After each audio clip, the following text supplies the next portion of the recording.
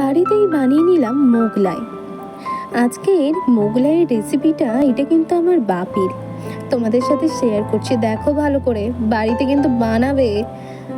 নিজে যদি না বানাতে পারো, বাড়িতে যে বানাই তাকে বানিয়ে দিতে বলবে, কিন্তু বানাবে। প্রথমেই আমি কড়াইতে তেল দিয়ে দিয়েছি। তেল দেওয়ার পর আদা রসুন পেঁয়াজ বাটা দিয়ে ভালোভাবে কষাতে হবে, নুন লঙ্কা গুঁড়ো হলুদ গুঁড়ো দিয়ে। তারপর ভালোভাবে যখন ড্রাই হয়ে আসবে, তখন বিস্কুটের গুঁড়ো দিয়ে একদম ড্রাই করে নিতে হবে, একদম ঝুরঝুরে করে নিতে হবে। এবার কিছুটা ময়দার ডো নিয়ে ভালোভাবে বেলে নেবে। দেখো বেলে দিল। এবার গ্লাসে একটা ডিম ফেটে নিয়ে তাতে পরিমাণ মতো মশলা দিয়ে এবার ভালোভাবে ফেটিয়ে নেব।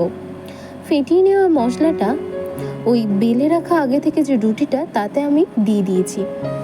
মাঝখানের পোর্শনটাতেই কিন্তু মশলাটা দিতে হবে। এবার মোগলাইয়ের যেটা সবচেয়ে ইম্পর্টেন্ট জিনিস, সেটা হলো মোগলাইয়ের ভাঁজ।